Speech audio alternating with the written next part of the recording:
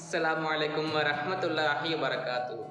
ரசூலுல்லாஹ்வுடைய காலத்தில் பெண்களுக்கு ஒரு சந்தேகம், ஆண்களுக்கு மட்டும் அதிகமான நன்மை கிடைக்கிறது. உதாரணமா ஜமாத்தா தொழுதா 27 மடங்கு நன்மை கிடைக்குது.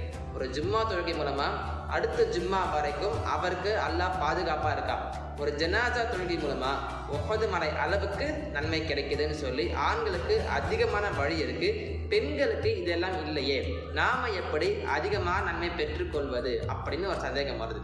அப்ப இந்த சந்தேகத்தை ரசூலாட்ட போய் தெளிவுபடுத்திக் கொள்ளணும் அப்படின்னு முடிவு பண்ணி பெண்களின் சார்பாக அஸ்மா ரலியல்லாஹு அன்ஹா போய் கேட்கிறாங்க, யார் ரசூலல்லாஹ், ரப்பு ரிஜாலி வ ரப்பு நிசாய் அல்லாஹ், ஆண்களுக்கும் பெண்களுக்கும் ஒரே ரப்பு அல்லாஹ் தானே? ஆமான்னு சொன்னாங்க ரசூலுல்லாஹ். அபு ரிஜாலி வ அபு நிசாய் ஆதம், ஆண்களுக்கும் பெண்களுக்கும் ஒரே தந்தை ஆதம் தானே? ஆமான்னு சொன்னாங்க. உம்மு ரிஜாலி வ உம்மு நிசாய் ஹவ்வா, ஆண்களுக்கும் பெண்களுக்கும் ஒரே தாய் ஹவ்வா அலைஹிஸ்ஸலாம் தானே? ஆமான்னு சொன்னாங்க.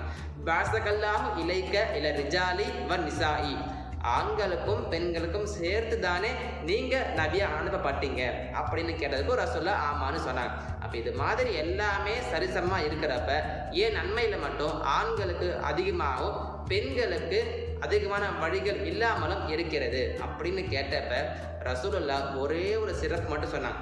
என்ன சிறப்பு அப்படின்னாக்க, ஒரு கர்ப்பிணி பெண்ணுக்கு கிடைக்கக்கூடிய நன்மை எவ்வளவு தெரியுமா? பகலில் நோன்பு வைத்த நன்மையும் இரவில் நின்று வணங்கிய நன்மையும் கிடைக்கிறது. மாஷா அல்லாஹ். இதை கேட்ட அஸ்மா ரலியல்லாஹு வியந்து போனாங்க.